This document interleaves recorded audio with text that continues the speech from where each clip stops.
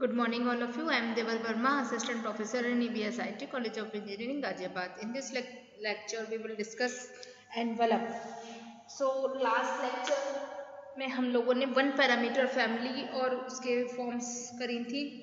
इस लेक्चर में हम लोग टू पैरामीटर हैं. अगर फैमिली ऑफ कर्व्स में टू पैरामीटर हैं तो कैसे उनका एनवेलप फाइंड करेंगे वो सीखेंगे. So let's start. तो इसके लिए सबसे पहले आपके कुछ रूल्स हैं, हम लोग रूल्स इसमें लिख लेते हैं. Suppose the equation of family of curves contain two parameters.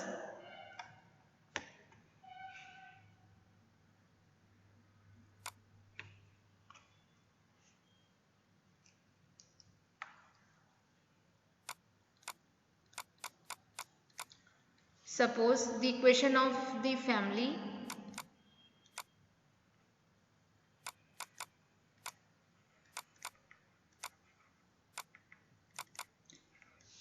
of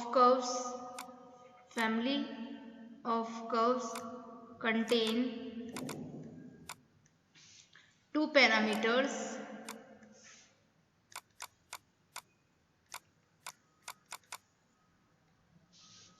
which are connected by a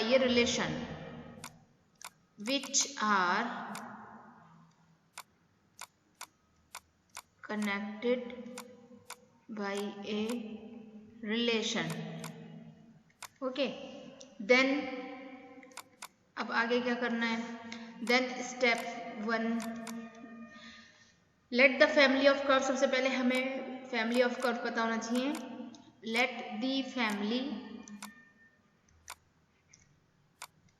of curve, that is f x y alpha beta equals to 0.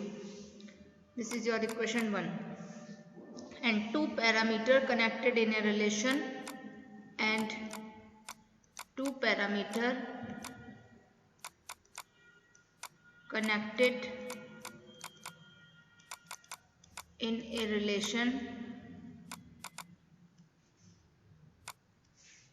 that is phi of alpha beta equals to c. c is constant here. दो parameter alpha beta हैं और c constant है. तो इस तरह से एक equation होगी टू पैरामीटर फैमिली की कैपिटल F में, है ना. और एक रिलेशन होगा खाली इन दो पैरामीटर्स का, फाई अल्फा बीटा C की फॉर्म में आपके पास. और स्टेप 2 आपका कहता है consider the parameter alpha beta are the functions of any variable t. ये जो अल्फा बीटा हैं वो t के फंक्शन होंगे. Consider the parameter alpha beta are the functions of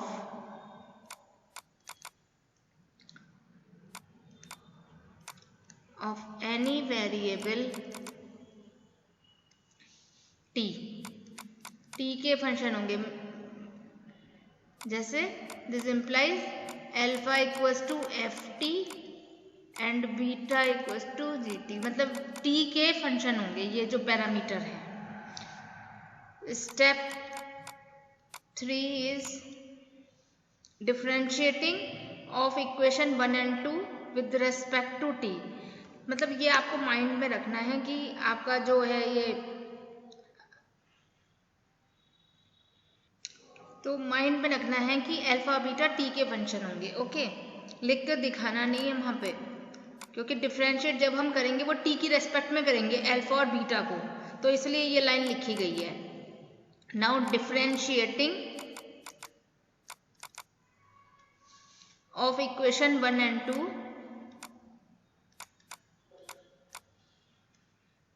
equation 2 आपकी ये है जो बनेगी. differentiating of equation 1 and 2 with respect to t, taking x and y as a constant.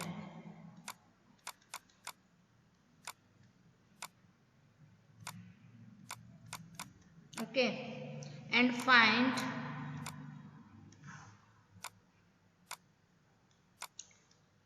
d alpha by dt and d beta by dt from both equation,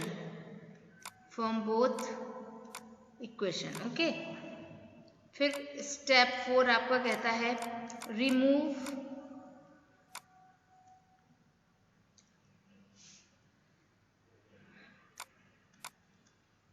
d alpha by dt, d beta by dt, then find the values of alpha and beta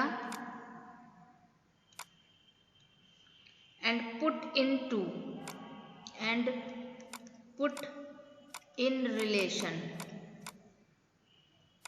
equation number 2, ठीक है।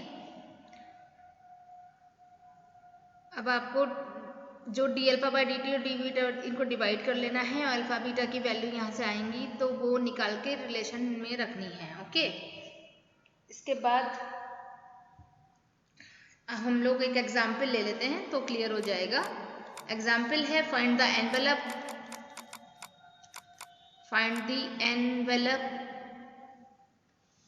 of the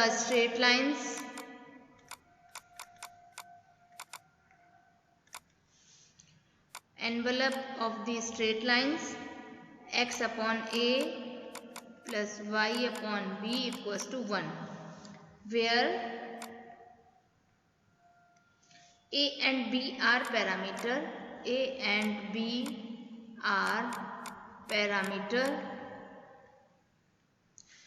and related by a relation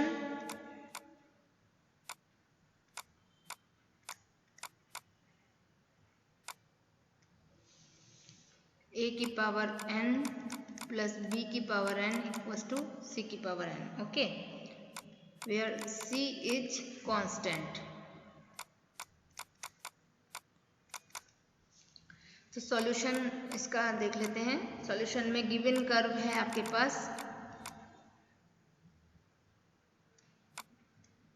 x upon a plus y upon b equals to 1।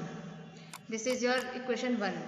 Now इसको क्या करना है, differentiate करना है with respect to t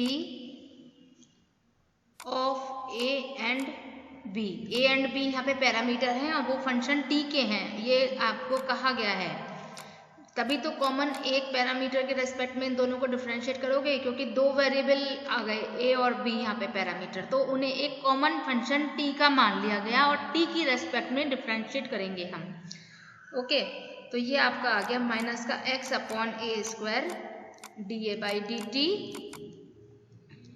plus again minus का 1 upon B square by that is ये आ गया D B by D T equals to 0। This is your equation number 2। इसको और थोड़ा सा आप जब सॉल्व करेंगे तो D A by D T upon D B by D T आपका आ जाएगा माइनस का y upon B square upon X upon A square, ठीक है। ये क्वेश्चन नंबर 3 आ गई आपकी। इसके बाद आप and relation A N plus B N equals to C N, इसको भी आप डिफरेंशिएट जब करोगे विद रेस्पेक्ट टू टी तो ये आपका आ जाएगा एन ए की power N minus 1 D A by D T plus N B की power N minus 1 D B by D T equals to 0। अब आपका वापस D by D T upon D B by D T निकाल लेंगे यहाँ से, D A by D T and D B by D T which comes minus B की power N minus 1 upon A की power N minus 1। This is equation number 4। From 3 and 4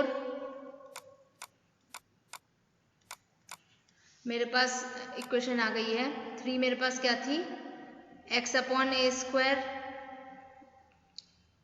और y upon B from ये आ गया x upon A square upon B, ये मैं relation से ये ले आई हूँ a की power n-1 equals to y upon B square upon ये मैंने इसको इस तरह से लिख दिया 3 और 4 को। ठीक है, जब इसको इक्वेट करेंगे तो b को इधर ले गई क्रॉस मल्टीप्लाई में, इस तरह से मैंने इसको अरेंज कर दिया। थोड़ा सा और इसको जब सॉल्व किया तो ये हो गई x upon A equals to Y upon B upon A की पावर आपकी n हो गई इधर और b की पावर n हो गई। अब इसमें जब मैंने फिर रिलेशन लगाया तो ये हो गई मेरी x upon A plus Y upon B, इन दोनों को ऐड कर दिया, ये आपका कंटिन्यूटी बन रही है, यहाँ से ये चल रही है इक्वेशन। एक इन दोनों को ये प्रॉपर्टी आपको पता है कि a upon B equals to C upon D है, तो a plus C upon B plus D होता है ये।